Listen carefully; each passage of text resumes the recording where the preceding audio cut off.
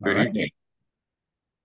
Um, I am calling the September 5th, 2023 meeting of the Historic Site Preservation Board to order. Just a reminder to please silence your cell phone at this time. May we please have the roll call?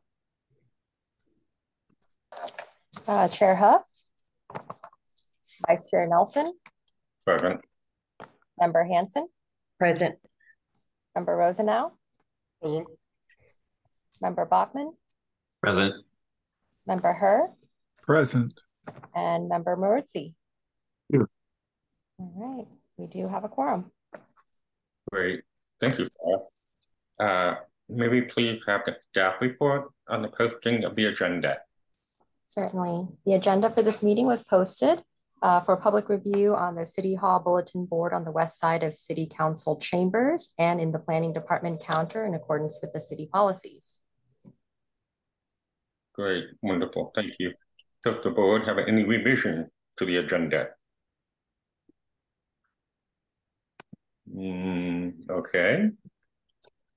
Seeing none, may I please have a motion to approve the agenda? I'll move. Motion so made by Member Rosenau. Do I have a second? Second. Member Herr, thank you so much. A motion by Member Rosenau and a second by Member Herr. Any discussion? Okay, seeing none, I call for the question. All in favor, please say aye. Aye. Aye. Aye.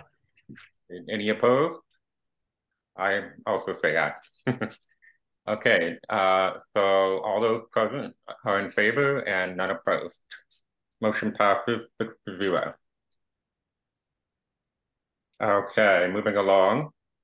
Public comment.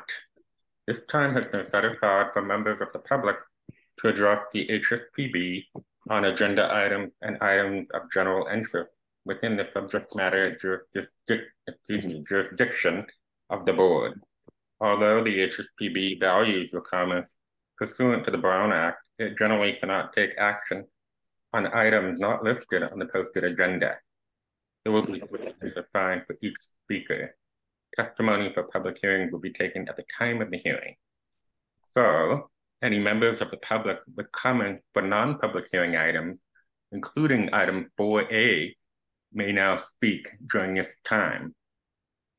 Staff, have we had anyone request to comment on a non-public hearing item or item not on today's agenda? Staff did receive 5 public comments related to item 4A. Those were in written format, so they were disseminated to the HSPB members in the form of an email. There were 4 letters in support of the request for demolition and 1 in opposition. I believe everyone received that prior to the hearing. Great, thank you so much. Do we have any members in the audience wishing to speak at this time?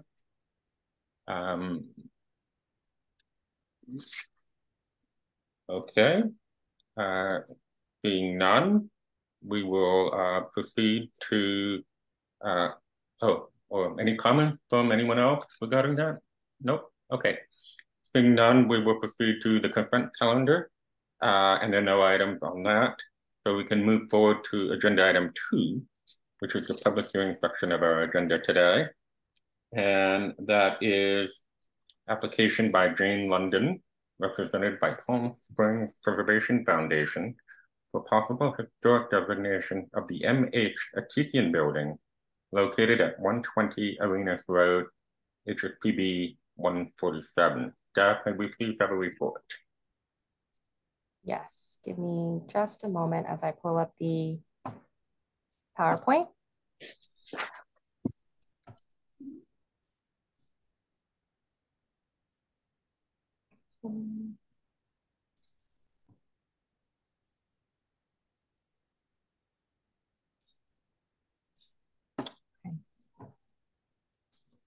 Is that visible in the full screen mode? Great. All right. Yes. Yep. Perfect. Thank you. So the public hearing item before HSPB today is 120 West Arenas Road, referred to as M.H. Atikian Building in the Historic Resources Report. The applicant is before you today requesting Class 1 historic designation status for this site. So here's an aerial map of the site on the left showing the building footprint and the tops of the canopy that expand over the adjacent sidewalks. You can kind of see that here. The commercial property is on a corner lot in the central business district. Here are some photos that were taken during the recent site visit. I believe almost everyone was there to see the site in person. And these are images from those site visits showing the existing conditions as it is today. The image on the left was taken from West Uranus Road, and the photo on the right was taken from South Palm Canyon Drive. As you can observe in these two photos, the building is a two-story structure with storefront windows on the ground level and a series of windows on the second floor used mostly for office spaces. The storefront along South Palm Canyon here has been replaced with a more conventional style glass storefront that is parallel with the sidewalk and has no articulation. And the storefront along West Uranus, for the most part, has been straightened out and runs parallel with the sidewalk, minus the bit of articulation that you see where the existing planter has been preserved.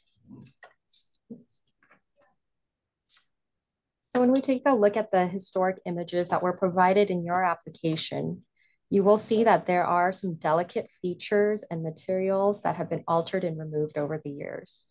The photo on the left was in the Historic Resources Report. It was on page 18, provided by Kathy Cody as part of the nomination application.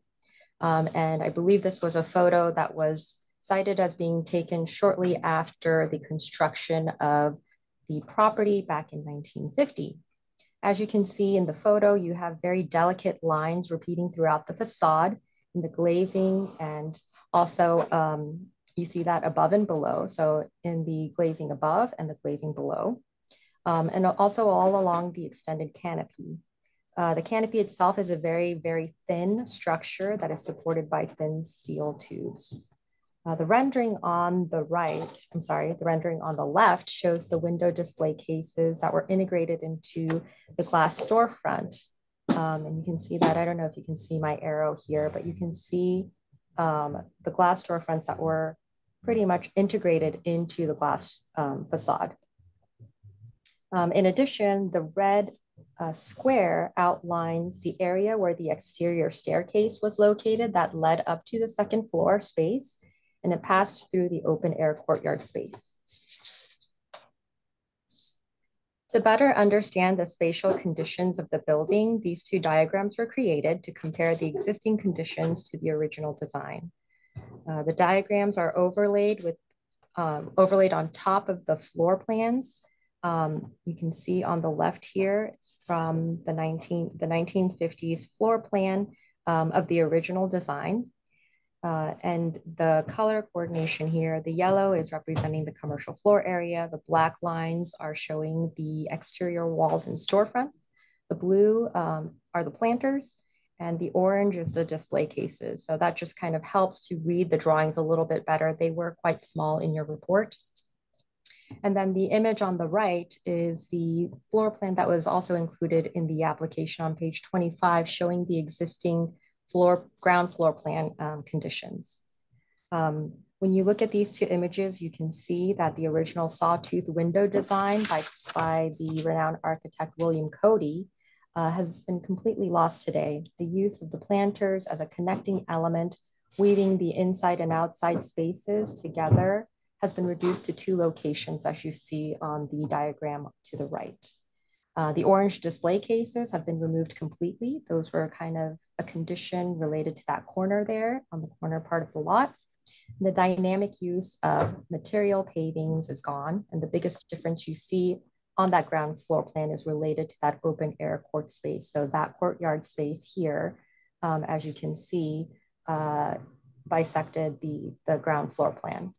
So this has been enclosed. And so what we see now is a very different ground floor plan than what was originally designed in 1950. When evaluating a project for historic designation, of course, the ordinance makes it very clear that the project must exhibit exceptional historic significance. The report goes into detail on the property meeting criterion 3, 4, and 5, which I've highlighted here, despite the physical alterations of the building. In reviewing both the report and seeing the conditions of the building during the site visit, staff could not make the findings to support those 3 criterions as the building stands today. It is difficult to make the connection that this is an exceptional example of a commercial building that exemplifies a particular era that embodies the architectural movement of that time.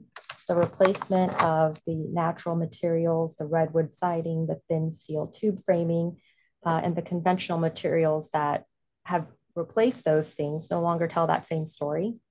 The unique method of construction as outlined in criterion 4, staff does find that the original design does meet that criteria. However, over time, the replacement of those materials with conventional construction makes it difficult to equate the existing building with the use of that technology.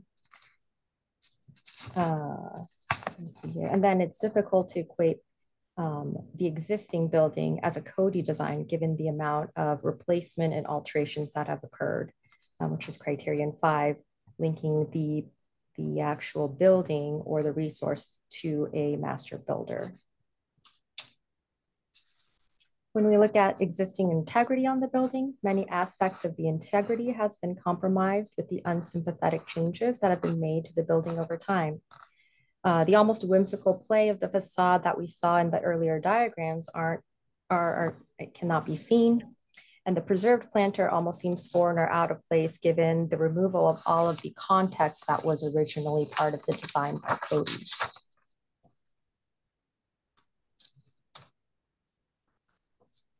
So studying the original design intent, staff has added to the list of character defining features that was presented as part of the report. And it's going to be shown in these 2 slides. Again, this list is in the staff report. Overall, we see an oversimplification and a complete loss of so many important character defining features that were part of the original design. The loss of material and the loss of articulation, the loss of play and simplicity were all the things that were very apparent and celebrated in the original design by Cody. The original design also placed a very strong emphasis on the treatment of the storefront glazing and the use of window displays, the window display to showcase the jewelry displays for the original owner. The use of the articulation of the storefront was really used in some ways to engage the pedestrian experience with the sidewalk kind of weaving in and out. And the juxtaposition of the orderly lines of long ribbon windows on the 2nd floor, all of these design integrities that were tied in with the material are no longer there.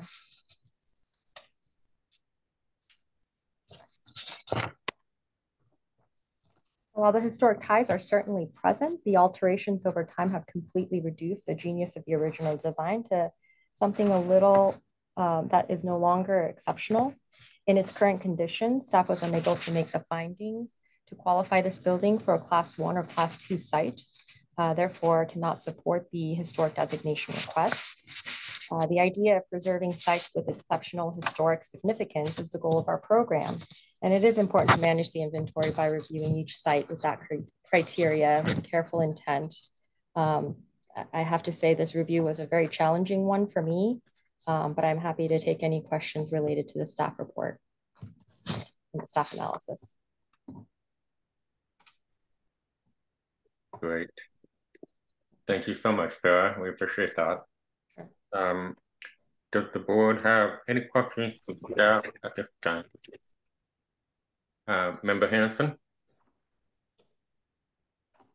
Yes, thank you. I was wondering, I looked through the city's in 2015 survey, and I didn't find this property in there at all, which surprised me because I thought it was a citywide survey, but it wasn't in the list of either significant or not significant or anything in a potential historic district. So do you have any particular reason why it wasn't in the survey, or do you know anything about that? I don't know the exact details, Janet. I think you're referring to the class 3 eligible list that the city conducted. No, the actual survey that was done. I think the 24th. Well, class 3, yes, I'm sorry. Right. So that's the citywide survey that was done. Yeah. It compiled all of the eligible properties in the city. Yeah, it's not included in that list. And my guess is that because of the loss of integrity on the exterior, it wasn't included. But then it would have been included in not eligible for class 3 with that logic. So anyway, just thought I'd mention that because, I always go to, the most current survey or information available, to help substantiate why or why not. But my bigger question was on the staff report on page 10 of 11, the conclusion says that it's not eligible for class 1 or making findings to support a class 2 historic merit designation. So the finding by staff was that it doesn't meet either. And so I went to the class 2 designation criteria. Well, let me say first that it says, while the original design would meet criterion 3, 4, and 5, so there is an acknowledgement of significance of the property. If you go to the class 2 designation, it says criteria for class 2, a site, building, or object may be designated as a class 2, provided the site, structure, building, or object exhibits significance, which it does. Well, I think it was acknowledged by the staff report, and meets one or more of the criteria. Staff report says 3, 4, and 5. And then it says after that, a class 2 historic resource shall not be required to meet the findings for integrity as described. So it seems to me that it does meet the criteria for class 2, despite the alterations, if we're not going to apply an analysis of integrity. So if I can elaborate a little bit on the conclusion statement, the staff findings is not acknowledging the fact that the existing structure meets criterion 3, 4, and 5 in its current state. So I think the connections, if it maintained its integrity, I think the criterion 3, 4, and 5 would be met. However, because of its removal of all of the character defining features that would tie it back to the 3 and 4 and 5, staff is concluding that it doesn't meet those findings. So it doesn't meet those criterion along with the integrity findings. So maybe it's worded a little bit in a way that's a little bit confusing. I think we're acknowledging the fact that it has the opportunity to do that, but at this time it does not.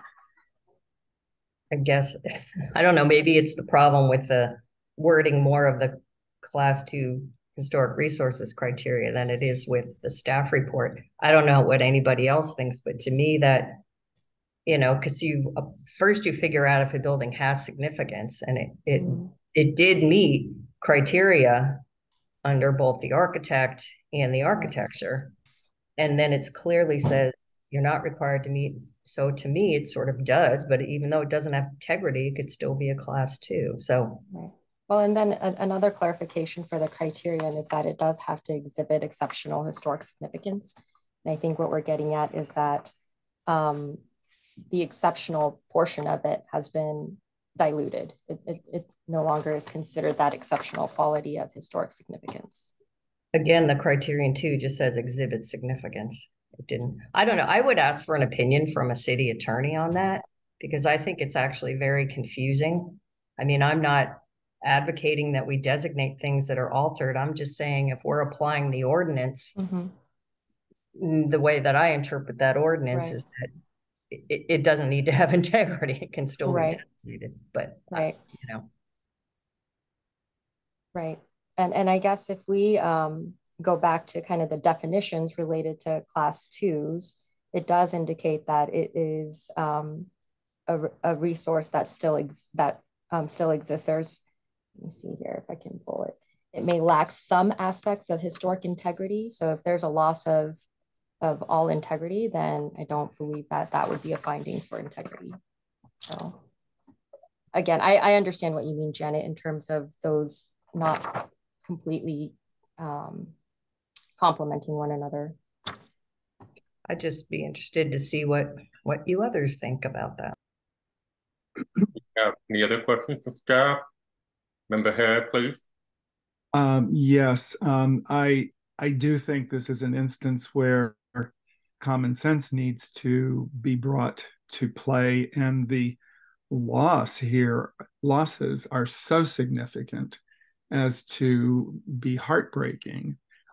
I get that part of it, but I do think that that with what we've observed and what the staff report has indicated, that it would be very hard even for a city attorney to get around the fact that this really doesn't exemplify what we are trying to preserve within the city of Palm Springs. Thank you, Member Hare. Any further comment from the board? Mr. Mosley, please. Are we giving our opinions even though it's supposedly directed to staff? Because if we are, then I'll talk. Well, at this point, we're just taking questions. If there's comments on the recommendation, that should be reserved until after the public hearing. I agree. And does anyone else have questions for staff at this time? Okay, I do have a few. And to further elaborate on Member Hanson's comments regarding Class 2, I believe this is an area where it's creating a lot of confusion. And I would like to call out a couple Class 2 sites, one being the Palm Springs Hotel and the Rock House, which are completely non-existent. And they were plaqued, or they were designated, I should say, in 1985, long after they disappeared. And there was a plaque downtown on a wall on the side of the Hyatt, just as you're walking through the corridor next to West Elm toward the mountain. And it says on this site in 1934 was a mission-style revival hotel called the Palm Springs Hotel, blah, blah, blah, blah, blah. And it has pictures of the two buildings that were there, talks about them and their character-defining features and who owned them and a little bit of background. So those were designated Class 2 in 1985. Granted, the ordinance was different then. And then there was another plaque for Zaddy Bunker's Garage, also designated at the same time as a Class 2 site. At that time, it was completely gone. There is a Class 1 site for the Avery Field Cabin ruins, which is just some stone wall and a chimney. So considering all of this, it's very difficult for me to understand, given that Cody's mapping, his intended mapping, his original vision for the street presence as experienced by a passerby is still there with the rock walls and the angled walls at Houston Arena.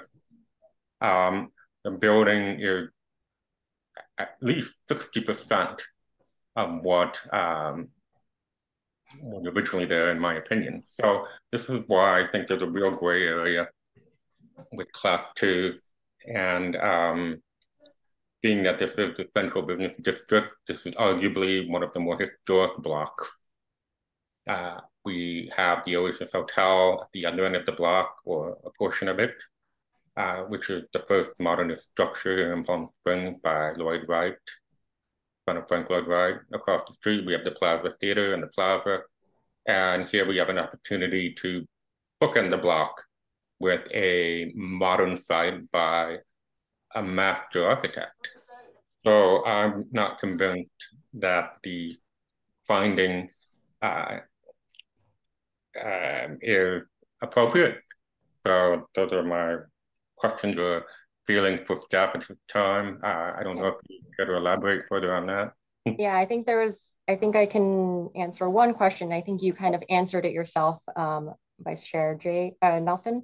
But the examples that you gave of those class two sites are they would not qualify for class two sites if they were evaluated off of today's ordinance. And I think you all are aware that the ordinance was updated back in 2019, and those designations happened before then. There were different criteria at that time. And so if those were reevaluated according to today's criteria, I don't believe that they would meet class two designation.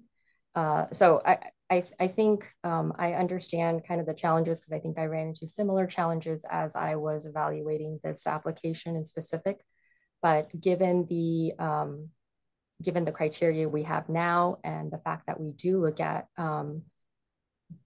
what is existing as a structure that is before us, that is how staff came to the finding of not meeting the criteria. Okay, great. Thank you so much. No further questions of staff at this time. I guess we can open the public hearing and take testimony. Does the applicant wish to speak at this time? Hi, it's Stephen Keelan. Can you hear me? Welcome. Thank you. Good evening. So I wrote the report, and I'm here to represent the owner of the building. When I went into this, I knew that there were some issues of integrity, obviously, with the closed-in arcade on the ground floor and some of the other changes. But going into the research, to me, it still represents an early work of Cody with the strong steel frame orthogonal design. His basic massing and overall intent is still there. Most of the changes took place after the fire in 1979 and were done by Rick Harrison, who got his start working for Cody and had great respect for him. I think the canopy supports being a little bit beefier. Maybe that's a code compliance issue. I don't know, but they are slightly larger. That's clear. The redwood had rotted early on and had been replaced or overlaid with some T111, which had a verticality which didn't really go with the horizontal lines of the redwood. So his solution was to replicate that in steel and kind of paint it to look somewhat like redwood, which to me was an agreeable solution. And the storefronts, I think a building that's nearly 75, a retail building, it's likely that changes will be made as tenants change and their needs change. It's not a jewelry store anymore. And so going into that, I thought this was a really good candidate for class two because it is an important Cody building and class two doesn't require integrity. So, I think that there's a problem then with the way this is written. If class two, it's so murky that everyone seems to be having the same troubles I'm now having after reading the staff report. Because to me, it seemed pretty obvious that this would qualify as a class two at least. I do still think it's an important early work by Cody and worthy of being recognized. The owner, cherishes that it's a Cody building and really wants to preserve it and protect it. So that's why, they went forth and paid for the nomination to be done. I don't really have much else to say. I'm happy to answer any questions. Okay, great. Thank you, Mr. Keelan. We appreciate that. At this time, we would take any public comments on the item, and you would have 2 minutes for rebuttal after any such comment. Is there anyone present or in the audience who wishes to speak in public comment on this item at this time? If so, please give your name and address us, and remember you have 3 minutes. Anyone? Okay. Board members, do you have, being no further speakers, I will close the public hearing and the action is now with the board. So any further discussion among board members? I see Mr. Maruzu's hand up, so I will call on you to speak now, please. Who did you, was it me? Okay, good. Yeah. I've been thinking about this very, very diligently, and Janet brought up the issue right away. I was going to bring it up later, but yeah, I mean, to me, with the current interpretation of Class 2, and also Steve Keelan, who's the author of the nomination, acknowledging right off the bat that it's not a Class 1.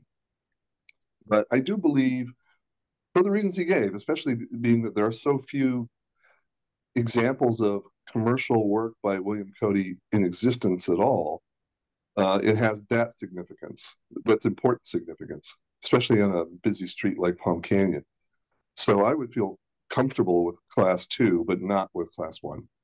I think it's perfect for a Class 2 the way we define it now. Great. Thank you, Mr. Muzzi. Any other board members wishing to speak? Mr. Rose now, please. Thank you, Chairman. Yeah, I agree with Board Member Maruzzi. With the way I interpret the Class 2, I see tremendous amounts of Cody still in this building. I'm just looking at the current photos, the thin roof lines, the almost like spider leg to the ground that you see like in his residential work. And I really think this is a good opportunity for a commercial building to be designated. So many times, and I kind of applaud the owner of it. So many times we're actually chasing nominations for commercial buildings that are at risk. We're trying to save them when when the owners want to demo them or remodel them beyond belief. And here's an owner who is wanting to protect their current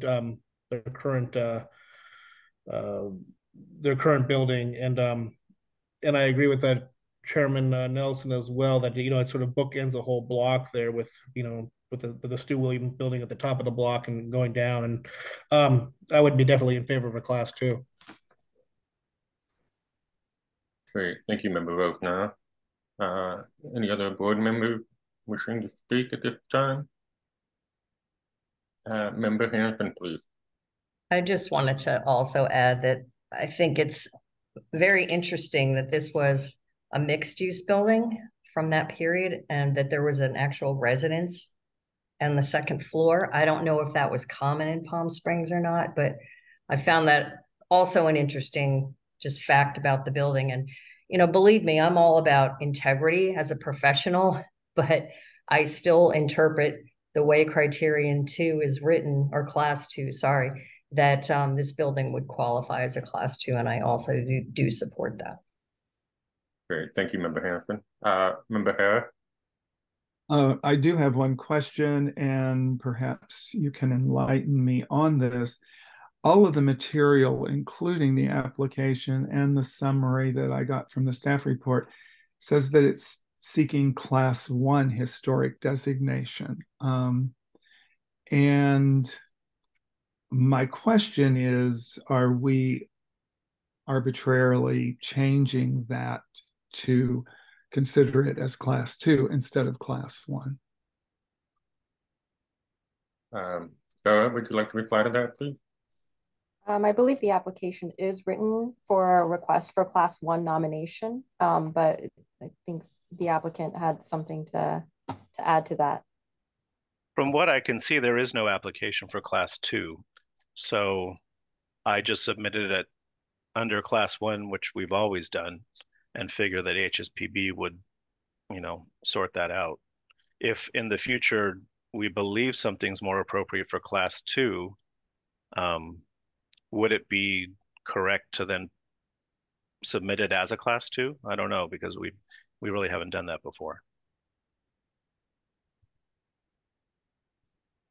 I don't have the history behind it, but I think it would be appropriate to acknowledge that you would be submitting for a Class 2 application, because I believe the way it's written out, it's Class 1 or 2 designation requests. And so I think we could make that clarification moving forward. We might want to look at the nominate or the application, and I think this is just exposing some weaknesses, and maybe we can strengthen this going forward.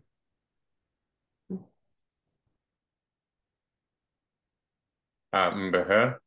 I do have one other question for Steve. Noting that the applicant is trying to preserve this particular building and has respect for Cody, are there any plans for reinstating or restoring some of the more significant losses? I don't think at this time, she didn't go into it knowing what had changed. So now there's a clear roadmap of what has changed.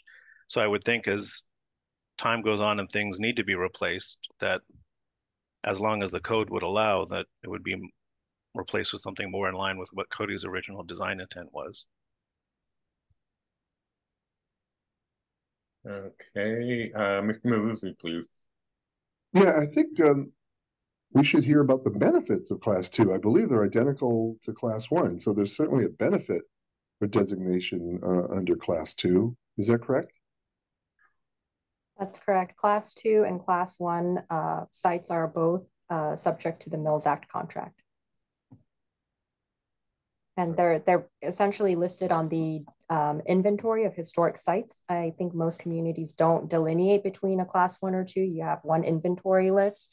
And so if you're on that local inventory list, you probably will be afforded all of the grants and things that are afforded to designated properties. And for just the basic preservation aspects, it goes through the same process as a Class 1 through the HSPB and all that. In terms or of depending on what the depending on what the changes would be. correct. So That's good. any exterior changes would require a certificate of appropriateness. Yes. Good. Thank you. Anyone else at this time? Okay, I just have a few closing remarks. So it's important to note that the building had two fires, one in 1960 and one in 1979. I was able to go back to the Desert Sun Archive and read articles, mostly about the later fire. And it made it quite clear in that article that most of the damage was to the top of the building, the upper structure. So I just thought that was worth noting or pointing out. And pedestrians would normally experience the upper level other than what they could see from the street. Couple things in the staff report. I think asserting that the building has lost many important features that made it exceptional is perhaps somewhat of an overreach. There's a discussion on bottom of page 511 about the removal of the open air courtyard space. I don't know exactly when that was removed, but it's been so long, I don't think any of us were around or living here when that was open. So in that context, we've never known the building to have that. And I don't think there's many people around today that do remember that. So, and to say that that was a pedestrian thing, I don't know that you could necessarily flow through. I think it was one way in, one way out because of the adjoining building to the north. So just making that observation there.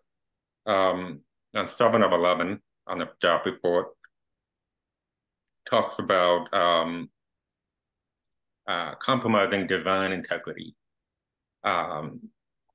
which is the beginning of the third paragraph above the photograph. And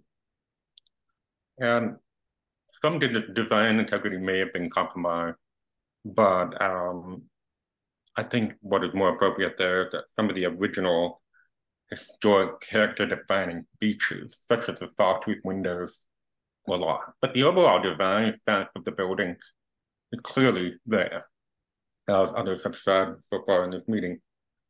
And then finally, on pages 9 and 10 of the staff report, staff calls out defining historic characteristics.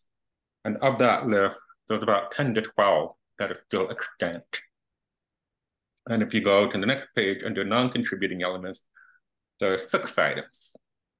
So you have almost double defining historic characteristics than you do non-contributing elements. So what all this says to me is that it does have some hope or some merit to qualify in the Class 2 level. And that concludes my remarks at this time. Anyone else? Okay, great. Thank you. And seeing no further discussion, may I have a motion, please?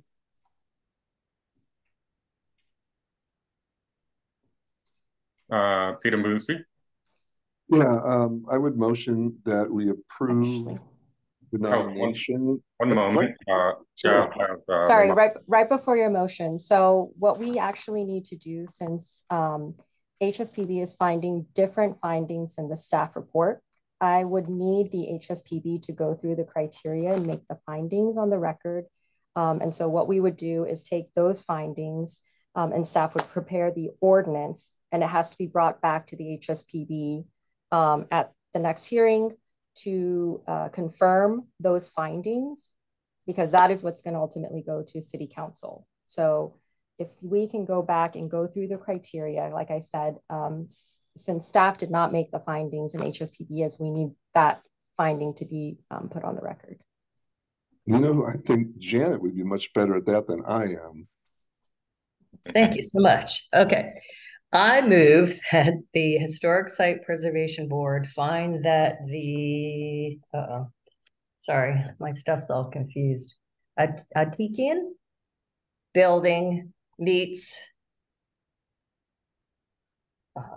criterion for designation as a Class 2 historical resources under criterion 3, that it exemplifies a particular period of national, state, or local history, specifically the post-World War II period, and desert architecture, and that it also meets criterion 5, representing the work of Cody as a master architect and designer in Palm Springs. And that this recommendation be forwarded to City Council once a resolution is prepared by staff. And for a designation of a class, if you can specify the class as well. I did that at the beginning of the motion. Oh, I'm sorry. Yeah, Class 2.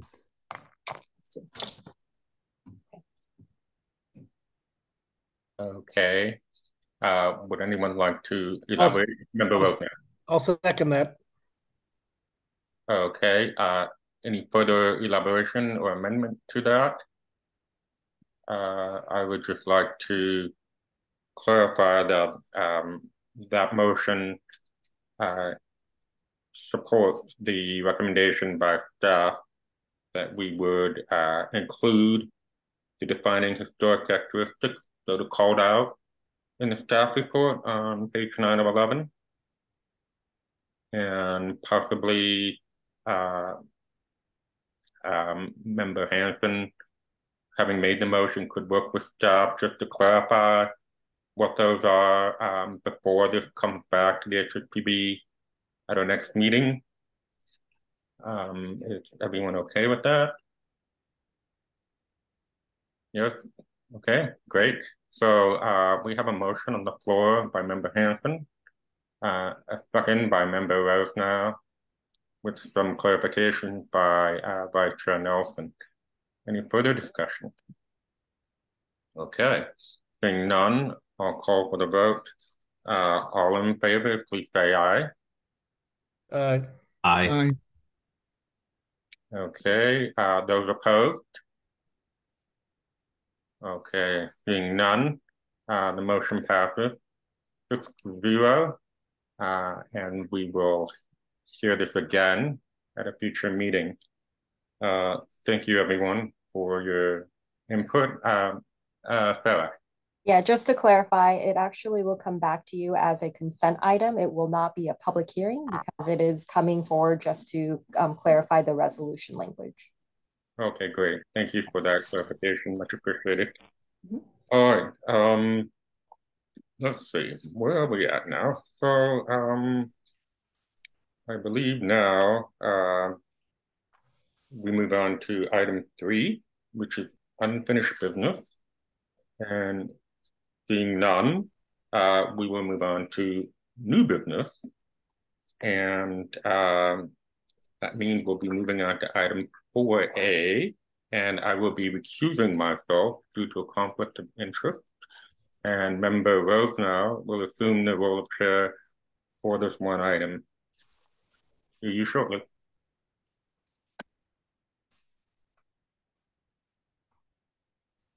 Thank you, Vice Chair Nelson. Moving on to new business. He has recused himself for this item. Item 4A is a request by 285 Via Lola LLC for approval of a demolition to a Class 4 site located at 285 Via Lola and associated review for potential redesignation of a Class 4 site to a Class 1 or 2 historic resource. Staff report, please, Sarah. Yes, give me a second to upload the presentation.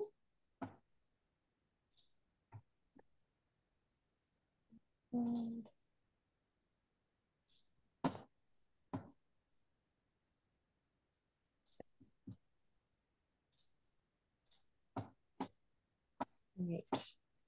Is that seen in full screen mode? Perfect.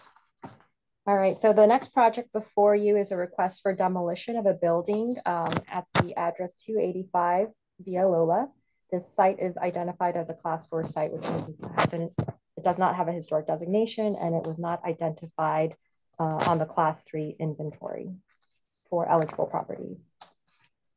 So starting with the aerial view again of the site, the property is located on a corner lot in the residential zone district R1A.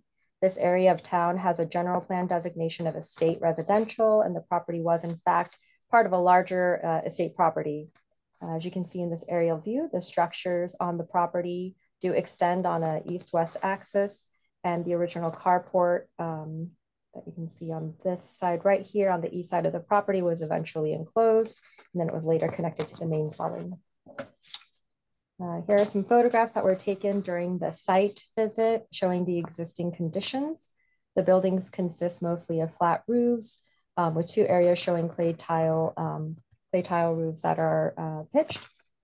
There's no garage and the covered parking or covered parking on this site, but the front yard space is paved in travertine. I believe that's where they have been parking over the years.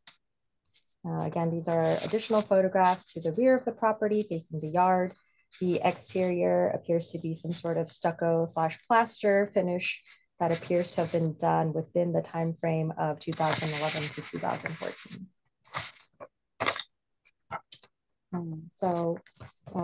As you know, the report includes the history of the ownership of the property.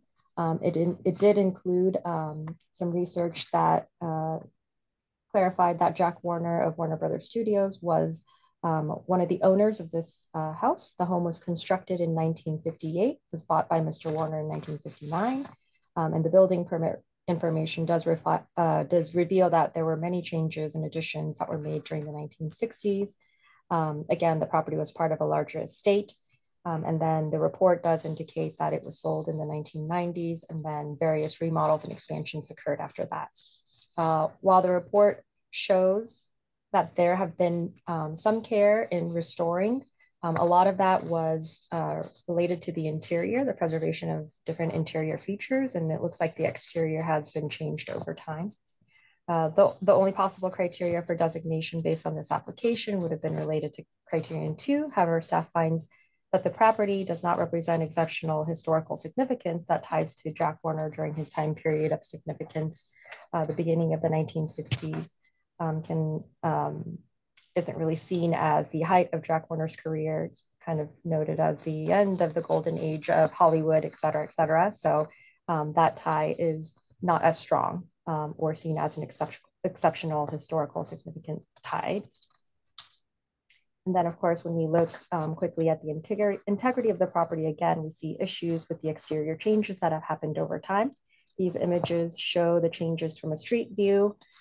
Just really quickly, on the top is a view from 2011, and then the bottom is from 2014. So we do see some significant exterior changes that happened within that span. HSPB in this case has two options on how to proceed with this request. One is that they do find the site to have exceptional historical merit and warrants the redesignation of the site as a class 1 or 2 property. Therefore, to put a stay of demolition on the site of up to 120 days, and then direct staff to initiate the study of this site to start the designation process. Or 2 would be to find that there isn't sufficient historic integrity remaining on this site and take no action and allow the applicant to proceed with the demolition of the property. Based on the evidence found in the application and the evidence gathered during the site visit, staff recommends that HSPB take no action and allow the applicant to proceed with the demolition. If there are any questions, I can take those at this time, and I believe the applicant team is also here to answer any questions.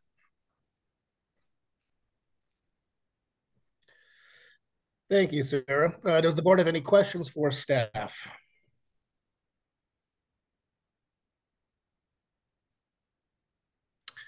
Seeing none, does the applicant wish to make comment? If so, please state your name and tell us, pardon me, and you have 10 minutes to present.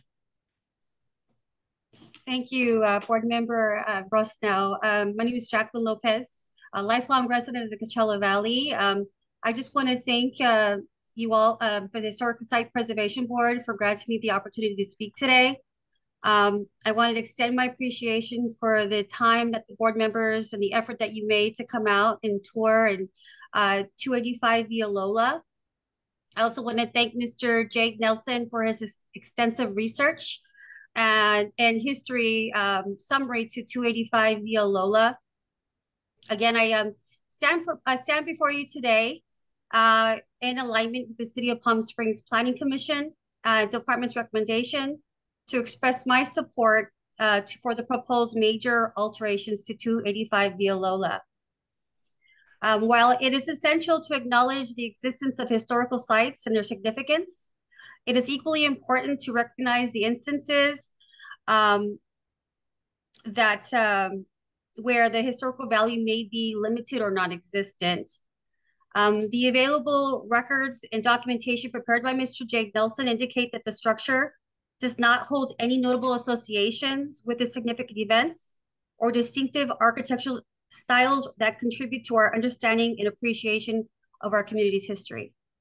The current state of 285 Lola is a house with decades of renovation, which have stripped the house of its original mid-century characteristics and historic integrity.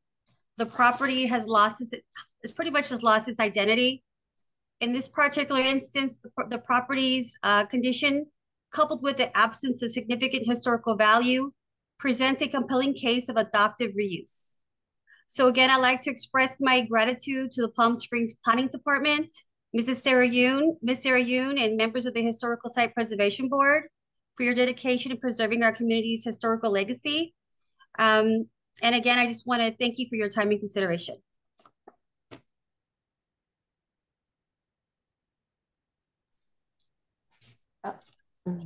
Member Rosenau, I believe you're muted. You are correct. I was muted. Thank you, Ms. Lopez. The action is now with the board. Any comments or further discussion?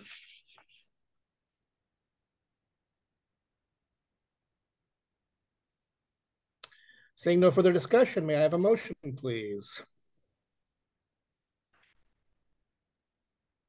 I'll make the motion. I move that the Historic Site Preservation Board take no action and allow the processing of demolition permits. Thank you. Do we have a second? Mr. Maruzzi seconds the motion. Is there any further discussion? I would like to make one comment. I think we were all quietly fascinated with the door hardware on the front door as we all approached the house. And that doorknob must have touched many, many hands of Hollywood stars and whatnot. So if that could be retained at all in the demolition, put put together with a new construction or even donated to the historical society here in town, that would be fantastic. Any other discussion? Seeing none, I will call the question. All in favor, please say aye. Aye. Aye. Aye. Opposed? Motion passes. At this time, we'll have Vice Chair Jade Nelson return to the chair rest of the meeting. Thank you.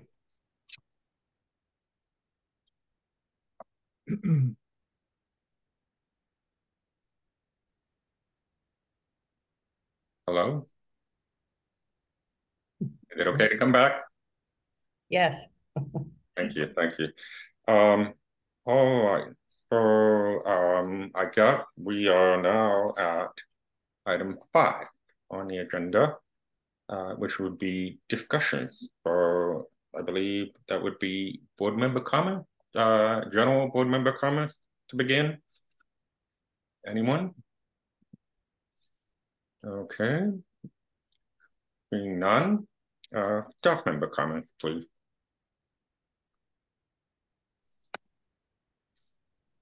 I believe the only comment I have at this time is related to the meeting platform for the next hearing.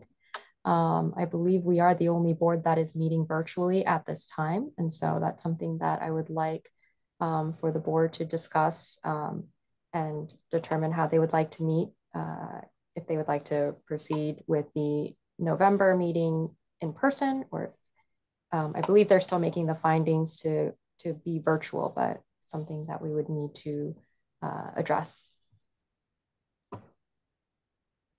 Okay, any further comments from staff? Sarah, David, anyone? Just to elaborate on what Ms. Yoon said, the city council is still allowing remote meetings, and it's really at the pleasure of the board. If the board does wish to continue doing remote, we have that option through the end of the year. So essentially 2 more meetings until we believe at that time we will have to go back to in person. But that is kind of the status of it at this point. Member Hanson. Yeah, I don't remember if we talked about this before, but is there any provision to do a combination meeting for the public so that people can still, you know, if they're not able to attend in person or maybe just don't want to, but they want to participate, a hybrid kind of a thing? Is that in the works? So we would still offer that option for members of the public. We do it for the Planning Commission and the Architectural Review Committee. So even though they are meeting in person, we do have that remote option available to members of the public. Yeah, then I'm totally in support of starting in-person meetings. Great, Mr. Maluzzi. Yeah, Mr. Newell, didn't the Planning Commission also allow some board or commission, in this case board members, to use the Zoom capability, but not a majority, and there's certain rules or whatever, but they didn't completely black out remote for all the commissioners, correct? Correct. And there's been some interpretation of what the state law says over the past 9 months. Basically, the requirement has the direction has been that members of the body that is meeting in person should have a majority of those members present at the physical location, so that there is a quorum of members present.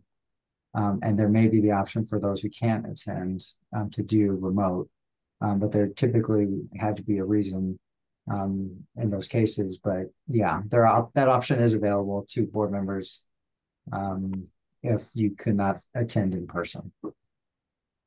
And to me, that makes a huge difference.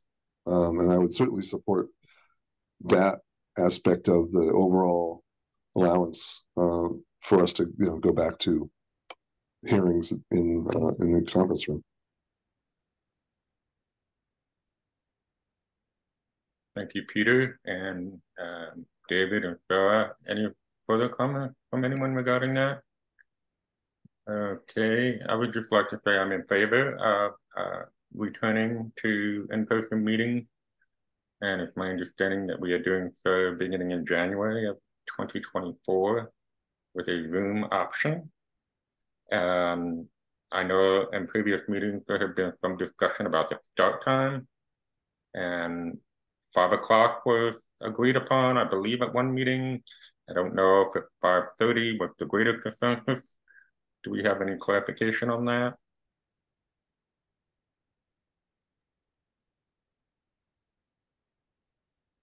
I don't think we have additional clarification at this time. I think we would probably need to get back to the board on whether 5 o'clock would be acceptable.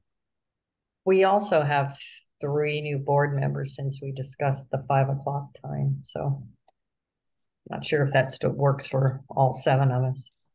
And just to add to that, I think there was a level of coordination that needed to happen, because I think the 5:30 start time was for all boards, and so I think they took in the recommendations, and I think we haven't heard the updates related to that. Great, thank you for that clarification. Any further comments from anyone tonight?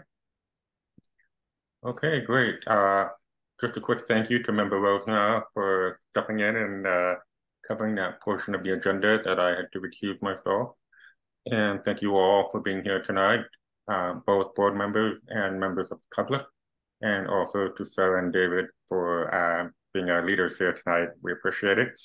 Seeing no further discussion, this meeting of the HSPB is adjourned to our meeting of Tuesday, November 7th, 2023 at 5:30 p.m. via Zoom. Thank you all. Thank you. Good night. Good night.